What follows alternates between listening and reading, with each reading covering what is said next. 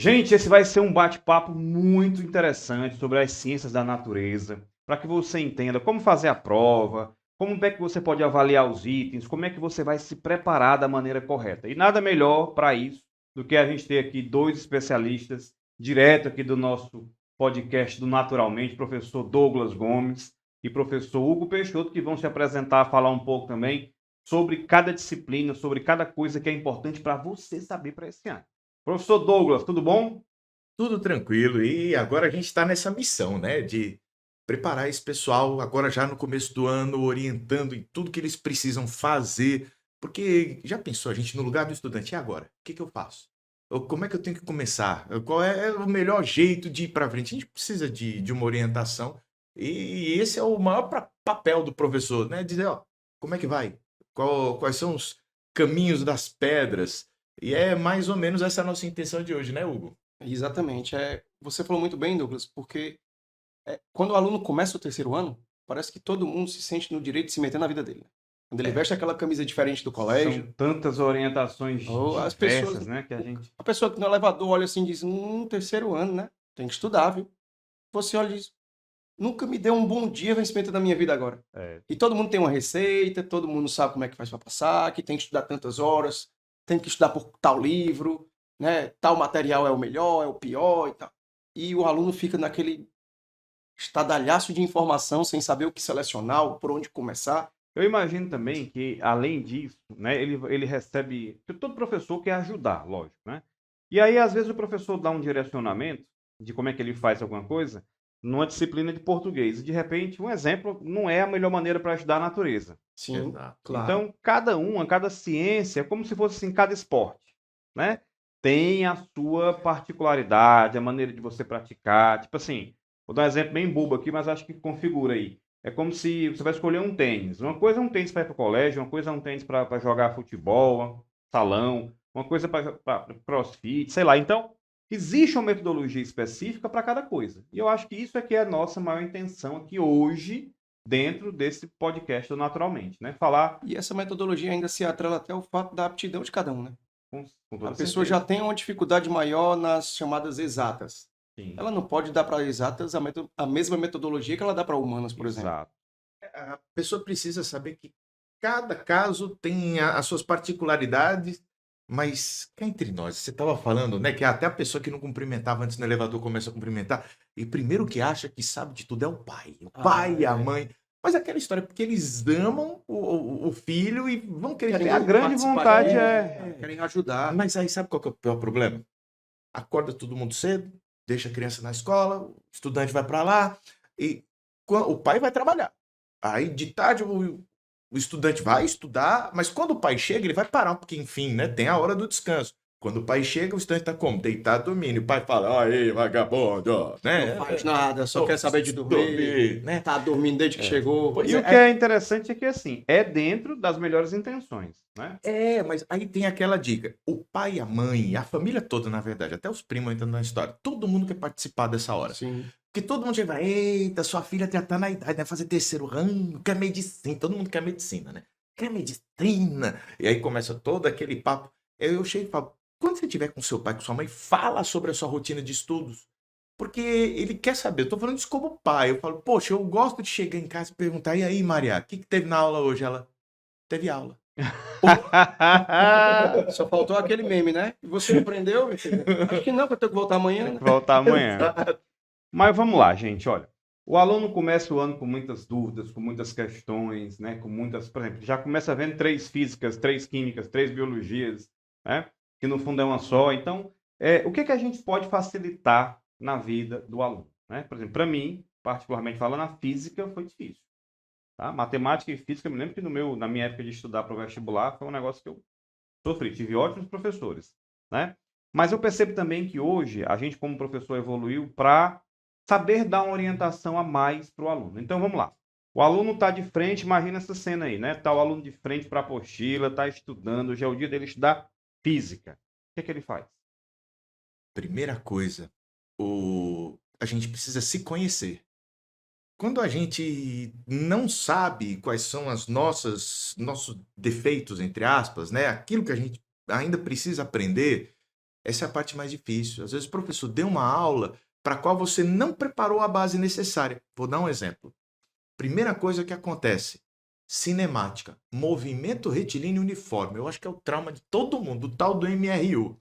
E Sorvete, é? o sorvetinho, sorvetão, né? Aí lá vem as frases para decorar. E a primeira coisa que o professor faz é tacar uma função do primeiro grau. Olha, isso aqui vai ser a função horária S igual a S0 mais VT. Aí você fala... Acabou, é só fazer isso toda a vida, né? né? Tá. E não vai entender. Poxa, mas o que é velocidade? Delta S sobre delta T. As pessoas até só sabem responder com fórmulas. Sim. Ninguém sabe explicar. Não, a velocidade é a rapidez com que os objetos se movem. Então, se a gente começar primeiro a entender que a gente precisa ter noções básicas de matemática, você precisa entender o que é uma fração, uma razão, uma regra de 3 com grandezas proporcionais. Então, também um pouco de geometria, saber que tem grandezas que podem ser para a direita ou para a esquerda, e aí entra a história dos vetores, antes de ficar só decorando. Olha, velocidade positiva é para a direita, velocidade negativa é para a esquerda. Por quê? Interessa, não decora, que se aparecer na prova você faz. E aí chega o Enem e os novos vestibulares, que o pessoal fica se enganando achando que só o Enem é assim. Não. Unicamp mudou, FUVEST mudou, a UES mudou.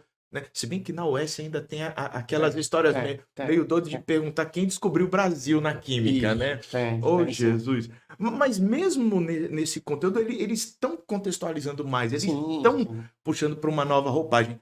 E tem um autor chamado David Alzuba que ele diz: o fator mais importante para que alguém aprenda algo novo é ele ser capaz de relacionar o novo àquilo que ele já sabe de forma substantiva. Me lembro, falando nesse assunto, eu me lembro que as melhores aulas que eu tive, assim, no sentido de o aprendizado se perpetuar. Por exemplo, um resistor. Você fala resistor, não sei o que é. Mas eu me lembro que o professor deu exemplo do ferro, deu exemplo de coisas que chuveiro elétrico, o air fry hoje em dia, que na época não tinha, hoje tem aí. Então, assim, eu acredito nisso, porque quando você relaciona o dia a dia do aluno, né? Por exemplo, no exemplo na biologia, eu sempre falo, gente, sabe aquela frase que você não entende no final da propaganda do ibuprofeno, né? Do ibuprofeno não, perdão, de uma aspirina, né? Em caso de suspeita de dengue, esse medicamento é contraindicado. Você não entende essa frase, né? E quase que não sai, né? É contraindicado. Aí, pô, para que serve então? Por que o AS não pode ser tomado em caso de suspeita de dengue? Aí que eu vou explicar a questão do AS, como ele é uma substância que evita a formação de trombos, né? A junção das plaquetas, o fator plaquetário. Então eu percebo que dessa maneira, dentro da biologia, que eu acho que assim, o pensamento da natureza é muito uniforme, a gente consegue entender mais, relacionar, como você falou. Exato. Eu acho que tá aí, para você que está nos assistindo, a primeira coisa, relacionar. Importante, o professor aqui falou, é a questão do relacionar. Douglas diz, aprender física relacionando. Dá exemplo de coisas que as pessoas podem relacionar, por exemplo, assim, sei lá, aceleração, velocidade, alguma coisa do tipo. Uma coisa interessante, quando a gente fala das leis de Newton, a mais famosa é a equação. Todo mundo fala. A força resultante é igual a massa vezes a aceleração. Mas o que isso quer dizer? A gente pode relacionar isso às coisas do nosso dia a dia.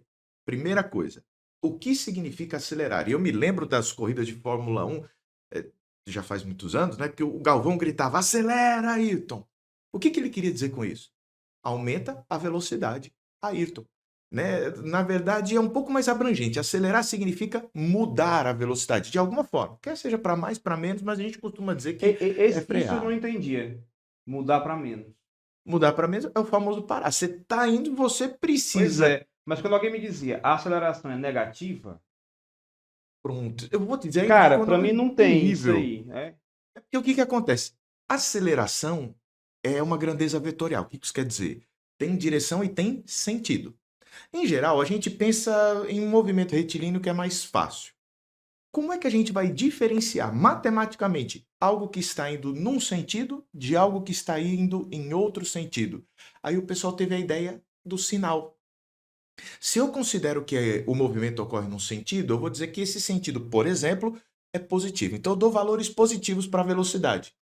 Se ele ganhar velocidade, a gente diz que ele acelerou positivamente.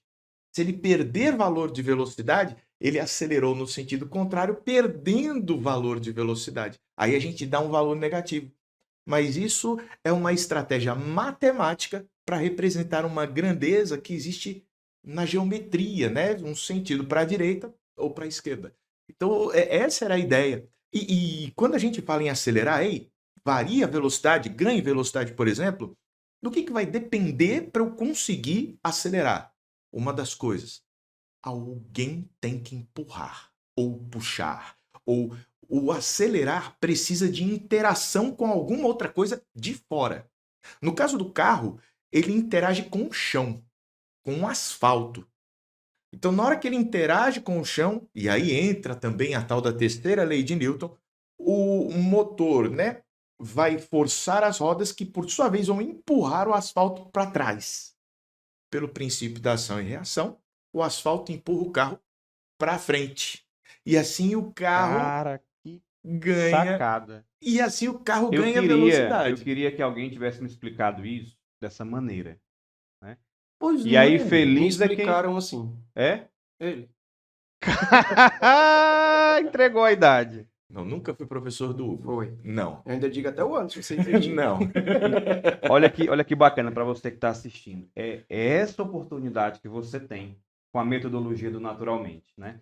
Quando a gente pensou, nas primeiras discussões que a gente teve com o Hugo e tudo mais, sobre a metodologia do Naturalmente, é essa. É você aprender baseado em problemas, é você aprender baseado na sua realidade, é você aprender baseado no seu dia a dia, não é uma desconexão. É porque às vezes eu acho que o aluno vai para a sala de aula e ele desconecta do mundo para viver uma realidade paralela com coisas que ninguém aplica, com coisas que ninguém usa, sabe? E ficar nisso até 12h50 da manhã, até 5 e tanto da tarde, cara, você fica meio maluco com isso tudo. Esse é um diferencial, né, João Paulo? Até, inclusive, quando eu postei recentemente sobre o nosso curso, eu falava exatamente isso na legenda que eu coloquei. Eu disse aqui, você vê a matéria, você vê com qualquer um. Porque às vezes até o seu colega que aprendeu aquilo ali, ele pode passar a matéria para você. E às vezes você chega e diz assim, eu entendi muito mais com você explicando do que quando o professor falou. Porque às vezes também o professor na sala de aula, a gente sabe disso, a gente vivencia isso, ele tem que seguir um cronograma, ele tem que cumprir um horário, ele tem que estabelecer uma data, ele foi comprometido por conta de um feriado e tal, enfim. E às vezes ele precisou fazer aquele comentário um pouco mais breve, ou um pouco mais sucinto, porque infelizmente também a gente tem que encarar a realidade. Tal assunto não tem um peso tão frequente nas provas e tal. E aí na sala de aula você acaba pecando, vamos dizer assim. Acontecem as coisas aí. Tem N colégios, cada um é uma realidade, infelizmente. Essa é a verdade que a gente vive. Então, muitas das vezes, quando eu coloquei, eu falei assim, naturalmente o aluno vai ser acolhido. Porque a gente consegue, naquelas turmas reduzidas, saber o nome do aluno e dizer, ele desenvolve melhor em biologia do que em química. Então, vamos começar a relacionar mais a minha parte da química com a da biologia. Dá exemplos mais plausíveis, Isso, né? que talvez ele absorva melhor, porque primeiro de tudo ele vai aceitar melhor. Quando eu vou explicar, por exemplo, uma função orgânica, e em vez de chegar lá e dizer que o ácido carboxílico é aquele que tem um C dupla OH, eu mostro a estrutura de um aminoácido. Eu tive uma para a gente continuar sobre esse papo do aminoácido, que interessa também, que é biologia. Eu tive uma sacada aqui agora, quase que a voz não sai. Que é o seguinte, o aluno ele pode estar nesse momento pensando, nos assistindo aqui, que assim, cara, eu nunca aprendi assim, dá tempo. Tá, mas é como aquele mesmo autor que eu tinha falado do Ausubel, ele sempre diz, não adianta de nada você ter um professor sensacional, uma metodologia sensacional, se você não quiser aprender daquele jeito. Se o estudante chegar e falar, eu quero aprender, eu quero entender, eu quero, e tiver esse background, né, esse pano de fundo para poder ajudar e orientar e fazer o caminho certo, que é o que a gente se propõe fazer no Naturalmente, o céu é o limite. Não tem esse negócio, eu sou burro. Não. Até porque, de maneira nenhuma. Vê se eu entendi, Douglas. Aqui é mais ou menos assim.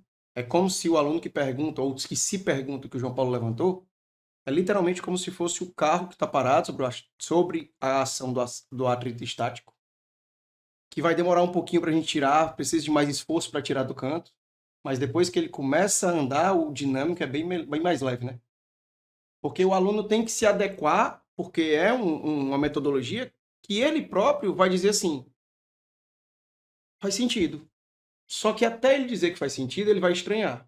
Exatamente. Então tem esse período de adaptação, mas na hora que ele compreende o que é uma mudança na vida dele, eu vou dar um exemplo aqui interessante. Como é que eu estudava quando eu estava na escola? Por quê? Porque a prova era desse jeito. Tava lá, quais são a pergunta da prova, quais são as etapas da prófase 1? Liste os nomes. Leptóteno, zigóteno, paquíteno, diplóteno e diacinese. Eu sabia decorar tudo, mas eu sei o que isso quer dizer. Isso tem algum significado para mim? E Não, hoje, e hoje praticamente nem é cobrado isso daí. ninguém cobra essa desgraça. Tá vendo? Eu sei do leptóteno, zigóteno, paquíteno, diplóteno e diacinese. Não presta pra É nada. como a história, por exemplo, eu me lembro que a gente tinha uma avaliação, onde eu estudava, que tinha uma nota de trabalho, né? Nota de trabalho dirigido, para não dizer o nome. E aí a gente tinha que decorar a tabela periódica. A Lina que roubou Césio Francio, Bela Margarida casou com o Casou seu com o seu Barão. Barão, é aquela Belas coisa alunas toda. gatinhas indo telefonar. Olha aí. E o pior de tudo, você decorou esse monte de frase e às vezes o que você precisa na questão para ser usual é o símbolo do elemento e você não sabe. Porque o nome do negócio é sódio, mas o símbolo é Na. Que vem de nátrium, né? Hugo, falar nisso, vamos voltar aqui um pouquinho para a química. Então, assim, ó, a questão da integração eu acho muito importante. Foi uma coisa muito conversada entre nós, quando a gente fala curso de ciências da natureza, a gente tem que detalhar, obviamente, que o aluno vai aprender biologia, química e física, mas que fique bem claro que ele está aprendendo natureza. Eu não consigo explicar uma chuva sequer sem as 3 disciplinas, né? Você vai dizer, mas aí tem a evaporação, tem a condensação, tem não sei o quê, tem um fungo participando também, sem a ação dos fungos da Amazônia não chovia e tal. Então, a natureza realmente ela anda em conjunto. Eu me lembro muito disso na aula de bioquímica. Inclusive, é o assunto que eu estou dando hoje em dia em sala de aula, na maioria das minhas aulas. Então, quando eu vou falar, por exemplo, de aminoácidos, né? Aí o aluno fica, o que é uma ligação peptídica, uma ponte de hidrogênio ou ligação de hidrogênio, bisulfeto, tarará.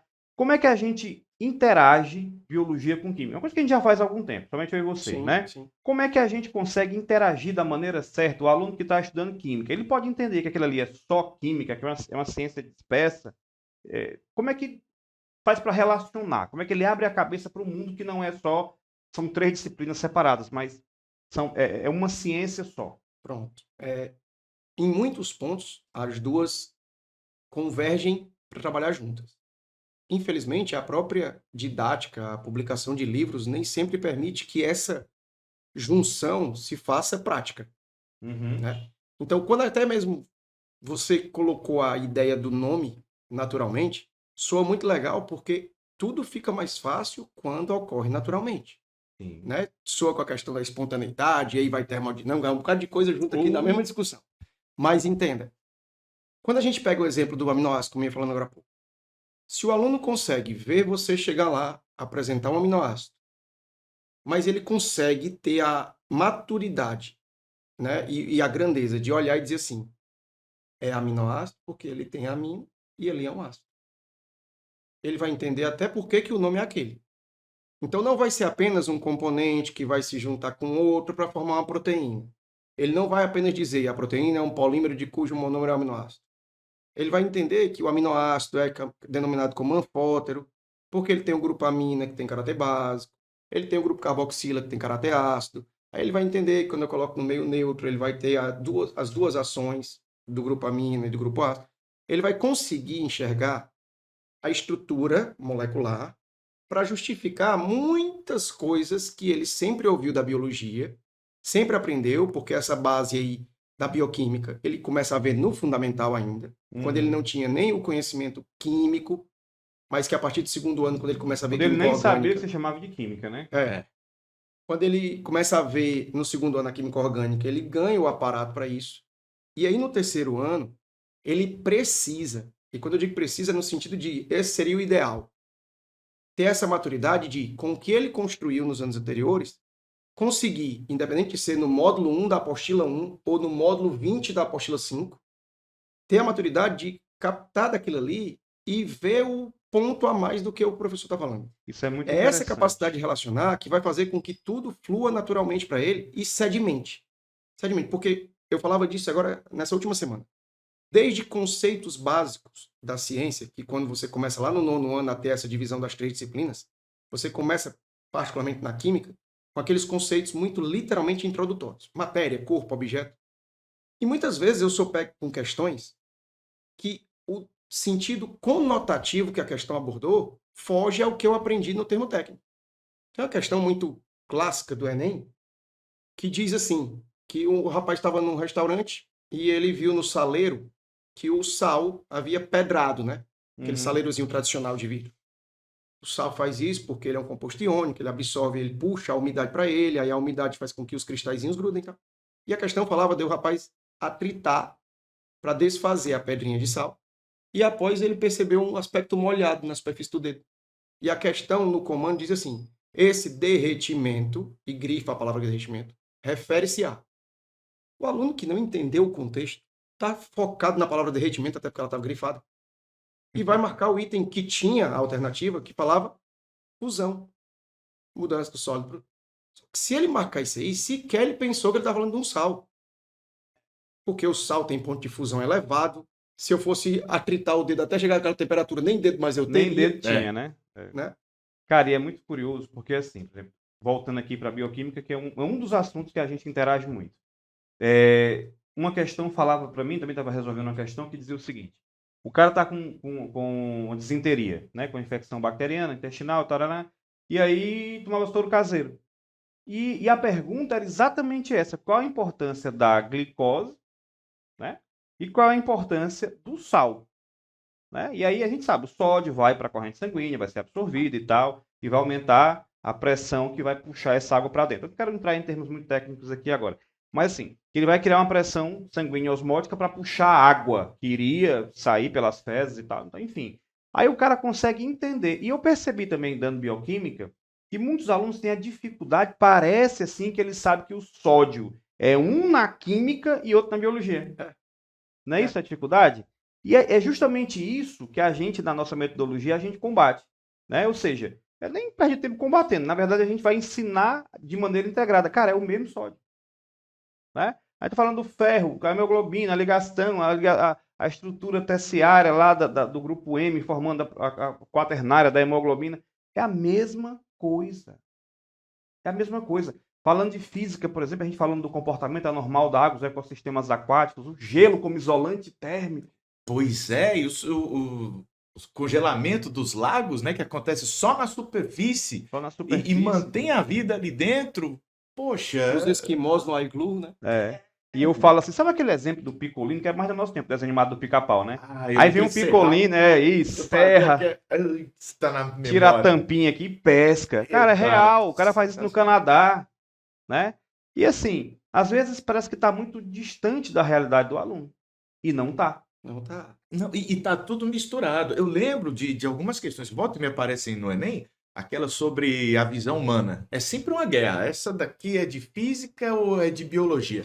Se fala só das células, é da biologia. Não, mas também tem a ver com a física, aqui, né? Dos cones, dos bastonetes, a percepção das cores, a percepção de claro e escuro, como é que funciona o sistema dos nossos olhos, né? Por exemplo, temos um amigo que acabou de entrar na terceira idade, que já está usando óculos. Não, mas o meu tá aqui do lado. Ó. O meu tá aqui, eu não tô colocando, gente. No próximo episódio eu estarei também no time. Tô de óculos aqui. Mas aí, eu me lembro de uma questão sobre ciclo do nitrogênio. Lembra da última prova agora? Sim. Eu amava o ciclo do nitrogênio. Cara, eu aqui comentando. Nitrosomonas, nitrobacter. Isso, nitrosação, nitratação. Aí tô eu aqui comentando a prova e viro pro Hugo. Hugo! Questão aqui, é biologia ou é química? Aí tinha um critério. Tinha um critério que fazia com que a questão fosse realmente de química. Mas, assim, essa divisão que a gente está fazendo, entenda, é porque a gente está fazendo um comentário da prova. Então, acaba que seja mais próprio que um professor, se a questão puxa mais para a química, ele comente aquela questão. Mas o aluno está vendo uma coisa só. Tudo misturado. Porque não há divisão, né? Por isso que a prova é de natureza e não tem 15 de química, 15 de biologia. Agora vem a prova de física. Não, tá tudo junto. Porque é assim que se aprende. E tem mais, uma coisa bem interessante que o Hugo falou também, voltando aqui. Quando a gente fala naturalmente, né? Foi muito feliz esse nome, porque fala aprender naturalmente, fala da natureza, mas aqui, gente, é mente mesmo. Porque a gente aplica, né? O desenhozinho não é à toa, né? O cérebrozinho não é à toa.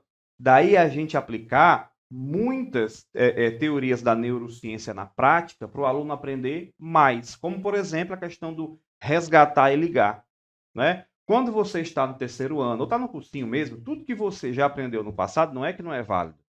Aliás, eu nem gosto quando algum professor faz, né? Já entendeu, né? Já. Esqueça tudo que você aprendeu e comece agora. Você não tem Não, como. pode. Você, na sua casa, ferveu água, você vai entrar naquilo e vai utilizar aquele conhecimento para alguma coisa. Você, menina que abriu uma acetona aí, que deixou sem tampa e quando voltou, né? Tava quase vazio. Estava quase vazio. Caramba, aquilo vai entrar na composição do teu pensamento. Aliás, é errado você vir com esse negócio de esqueça tudo. O que se torna um maduro para você é quando você pergunta por que aquele negócio quase desapareceu. Não, e tem uma coisa interessante. Como eu tinha falado no começo, o fator mais importante quando a gente vai aprender alguma coisa é ser capaz de relacionar com aquilo que a gente já sabe. Isso. E essa relação Isso. pode ser justamente a desconstrução, o desmonte daquilo que a gente já sabe, aquilo que a gente tem como aquela nossa verdade. Verdade, isso. E é essa desconstrução que é necessária, porque senão o estudante ele fica com duas realidades. Aquela que ele fala, isso aqui é o que para mim é verdade, isso daqui são as verdades do professor. E muitas vezes você chega à prova que tenta misturar esses dois mundos e não consegue. Um exemplo que eu vi legal disso era uma menininha que chegou assim para a mãe, tá aqui, ó, tirei 10 na prova, respondi tudo do jeito que a professora queria. E a menina Ou seja, a mãe que era pedagoga, chegou e falou: minha filha, como assim? Você não respondeu certo, não? Não, mãe, eu respondi do jeito que a professora queria. Mas, por exemplo, a professora colocou uma menina para ficar lá no meio da sala e botou um menino para ficar girando em torno dela. Disse que a menina era o Sol e o menino era a Terra. E dizia que a Terra girava em torno do Sol. Mas, mãe, eu botei que era isso na prova, mas todo dia eu não olho para o céu e não vejo o Sol dando uma volta. Então, o que aconteceu? Ela não tinha visto, ela não tinha trocado a concepção prévia dela por essa concepção científica. Porque não foi feita essa relação. Vou me agarrar porque ele está dizendo, né? Para fazer a prova. Aliás, hoje, que fica também assim, acho que como uma grande lição para a gente, é assim. Os seus professores trazem, quando a gente fala de ciência não tem eu acho. Na ciência não tem eu acho. Temos fatos, Nós né? temos até por isso que é ciência. Até por isso que é ciência. Então nós temos uma metodologia, né? Eu não quero entrar aqui em nenhuma polêmica, nem devemos, mas, tipo assim, a história da vacina. Cara, a vacina existe há muito tempo, tem que tomar e pronto. Acabou. Né? Ah, não, porque tem um chip na vacina. Não, tem um chip no seu telefone que o Google sabe onde é que eu estou agora, né? Ele sabe o que me mandar de propaganda. Então você está chipado no sentido com chip, não chipado. Não necessariamente sob a pele. Isso. Então, assim, a ciência trabalha com verdades. Pode ser um dia que a gente encontre uma verdade superior e que desminta aquilo de alguma maneira, ou que aprimore, né, a forma de ver. Uma coisa que eu acho interessante, o pessoal chega e fala, tá, chegou um Einstein, falou da relatividade, mas a gente ainda está estudando Newton. Por quê? O Newton, ele agora é falso? Não. Se viu que o Newton, ele é uma boa aproximação para velocidades pequenas. E quando a gente fala pequena, é até velocidade do som. Isso é pequeno. As leis de Newton não funcionam para velocidades muito grandes. E a do Einstein funciona para todas. Mas aí é uma questão filosófica. A gente pega e encontra verdades que são melhores do que as anteriores. E toda boa ciência é interessante. Ela não invalida a anterior, mas mostra as limitações daquele modelo anterior de ciência que a gente tinha. Então a gente tem aí uma construção de pensamento, né? Perfeito. Não dá para a gente aprender natureza, isso é bom que a gente saiba, não dá para aprender natureza se a gente começar a achar o seguinte, não, qual é a teoria que terminou aí? Por exemplo, vou dar um exemplo dentro da biologia. Você tem lá o lamarckismo, né? Que pensa de um jeito, você tem aqui o Darwin com outro pensamento, você tem aqui o neodarwinismo que explica o que o Darwin não explicou. Então a gente foi progredindo. Eu digo muito para os alunos, cara, o Lamarck não é que ele foi errado, não é que ele não teve valor. Ele foi um cara que teve a coragem de defender uma teoria que para muitos sempre foi inferno. Até porque, João Paulo, desculpa, mas quem disse que ele está errado? Quem disse? Inclusive, a epigenética hoje começa a provar que ele estava certo. A teoria da lei do uso e desuso. Isso. Ou seja, e quem nunca engessou a perna e o músculo atrofiou, teve que fazer fisioterapia porque o movimento estava reduzido. Aí tem essa questão. O cara, lei do uso e desuso, ela está totalmente errada? Não. Isso que o Hugo falou é a parte certa. Se você vai malhar, vai aumentar a musculatura. Você não vai transmitir geneticamente. Isso. E aí vem a epigenética dizendo que algumas coisas que você faz na vida, até a maneira como você vive e lida com as suas emoções, já afeta o DNA e passa a ser transmitido geneticamente. Então, Hoje existe um resgate à ideia do lamarckismo. Então, assim, aí vem o Darwin e explica. Então, tem a seleção natural. O livro do Darwin é A Origem das Espécies. Já parou para pensar que foi a única coisa que ele não explicou foi a origem?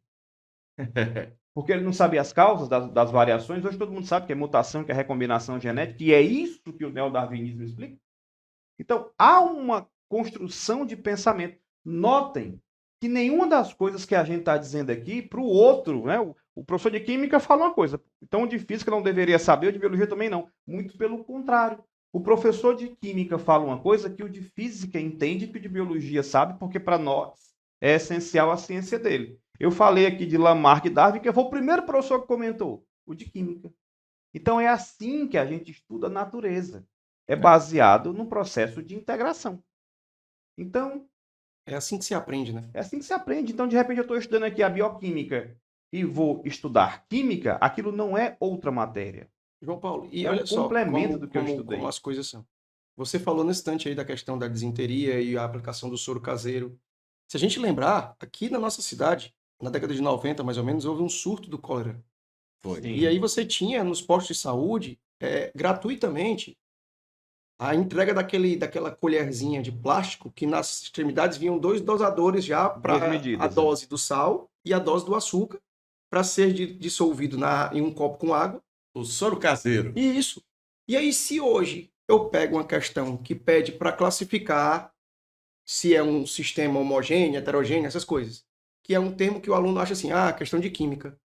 Só que no exemplo que ele pede para classificar, vem soro caseiro, é um conhecimento do seu dia a dia. Eu não preciso que a questão me diga soro caseiro que é formado por água, sal e açúcar. Não, porque isso aí é útil para a minha vida. Eu posso ajudar a salvar uma criança no interior que não tem acesso à informação e tudo porque ela está num quadro de diarreia e tudo mais. E eu digo, cara, faz soro caseiro. Eu não preciso ser um agente da área de saúde, um profissional da área de saúde, para levar o conhecimento para alguém que precisa dele. E você nunca sabe a correta situação a qual você vai precisar daquilo. Às vezes, você está dentro de um avião e alguém se engasgou lá com o lanche do avião, né? Com, sei lá, comida do avião. Dependendo da companhia, tem uns que não entregam mais lanche. E aí você aprendeu, tem uma tal de uma manobra de Helmut, tal, que eu vou pegar o cara, vou fazer assim, tá? Salvou a vida de alguém. Então a natureza é um conhecimento que com certeza você vai aplicar por uma questão muito simples. Você é um ser vivo. Você é um ser vivo que está sob as leis da física e você é um ser vivo que no fundo é pura química. Então, Definitivamente. E um dos lugares assim que é mais sensacional juntar física, química e biologia é na cozinha. Aí É bom demais. já tá dando ideia, né? A gente tem um podcast. Já imaginou? Spoiler. Aí, spoiler. Segura. Mas vai dizer umas receitas, né? Masterchef, naturalmente. É muita coisa. E já caiu, inclusive. Não é nenhuma pergunta sobre a física da cozinha. Chegou e falou: olha, a pessoa queria fazer lá uns nuggets. Aí botou o óleo lá para esquentar e falou: eu vou fazer tudo de uma vez. Jogou todos os nuggets de uma vez no óleo, cobriu, mas jogou tudo de uma vez. Quando foi ver, ficou encharcado. Pergunta era: por que ficou encharcado? E a coisa era delícia, hein? uma delícia, porque na hora que se você colocar pouquinho, tá lá nas instruções, fazer de poucas em poucas unidades, Porções, né? Pequenas porções. Porque se você joga tudo de uma vez, você esfria o óleo que precisava estar quente para poder criar aquela casquinha impermeável e impedir que ele mesmo entre na comida, ficando aquela coisa encharcada. Então, poxa, tá aí, na cozinha, tá no nosso dia a dia. Aí, se você dá olhar físico, você entende por que esfria o óleo. Se você olha para a química, você entende por que o óleo entra. Se você olha para a biologia, você entende por que aquele negócio é dito como um alimento que não é saudável. Gorduras E a gente saturadas, falou só de um trans, e aí nugget. Pois é. Se a ainda gente quisesse, a gente fazia uma aula todinha. Temos várias receitas aí pela frente. Então, o nosso propósito, né, para o nosso aluno, muito importante que o nosso aluno esteja acompanhando essa aula, esse vídeo, esse bate-papo, esse podcast. Quem não é aluno, da mesma forma também, porque a gente quer que você aprenda. E é entender o poder que tem a integração da biologia com a química e a física e o nosso dia a dia. Nós vivemos disso, né? Você nasceu, foi vacinado, teve uma placenta, por que tem a placenta? Por que cortou o cordão umbilical? Por que isso? Por que você tomou comeu sais minerais, sócio, danoninho, ferro, cálcio. Então, existe um mundo para ser aprendido, tá? E a nossa metodologia é aprender de forma aplicável. É resolver as questões que a gente estava discutindo aqui antes do nosso podcast, mas é assim, eu tenho uma questão para resolver. Será que o certo é só resolver a questão? Ou o certo seria a gente entender o porquê e entender aquela teoria aplicada? E é por esse meio, por meio disso aí que a gente desenvolve as habilidades, que é exatamente o que será avaliado nas provas, não só do Enem, como dos vestibulares contemporâneos. Com toda certeza. Então, assim, é exatamente nesse sentido, e não contra o sentido que o Enem cobra, e os vestibulares que vão também nessa mesma direção, que a gente desenvolveu a metodologia do E Naturalmente. principalmente, né, João Paulo? Acordar também ao pessoal que está aí vendo que aquele aluno que está no segundo ano, esse aí, talvez eu diria até assim, principalmente, por conta que ele tem que encarar que cada dia mais, inclusive, recentemente houve aquela postagem nos jornais de que o Camilo realmente está tendendo a confirmar, né, a publicar a documentação lá do proposto novo do novo Enem, né, a partir de 2024, e Sim. que aí o aluno vai ter que fazer uma prova também, que o que eles chamam de item de resposta construída, que é o que tradicionalmente a gente chamava de questão discursiva, aberta, onde ele vai ter que expor uma ideia, criar uma coesão de raciocínio naquela resolução, e isso vai ser avaliado também. E nada mais justo do que entender o desenvolvimento da ideia do aluno e entender também que desde o ensino médio você já começa a ter também uma questão de chamado, uma questão de entender qual área que você vai seguir, e isso já é bem importante. E é como eu sempre digo para os alunos, você pode dizer, eu não gosto de química, eu não gosto de física, que você não pode dizer que você não gosta de aprender. Isso. O aprendizado, independente de qual seja a área, ele sempre vai ser útil. E eu Como a repito gente muito para os fala. alunos, é a única coisa que ninguém toma de você. E eu queria fechar esse nosso podcast já com o tempo, dizendo que assim, a gente está fechando esse, mas vai ter muita coisa boa para você aprender aqui. Inclusive alguns com participação de alunos, né? De alunos. Ao vivo. Né, também de hoje, o Allen, né, de física também, que trabalha junto com o Douglas. minha parceira na química. Bernadette. Então a gente vai estar sempre trazendo novos conteúdos, misturando sempre a nossa equipe aqui, fazendo essa combinação bacana. E não somente aqui, né? Mas a gente já deu spoiler aqui, vai ter muita coisa diferente esse ano também. E encerrar dizendo uma frase que está até num vídeo nosso, que diz o seguinte: aprender é a sua natureza. E a nossa natureza é ensinar. Tá bom? Então, um abraço de vocês aí, o pessoal que está assistindo. Um abraço, pessoal. Deus abençoe e venha conosco. Vocês têm muito a ganhar com isso. Bons estudos. Beijo no coração aí na parede do seu miocárdio. Tchau, gente.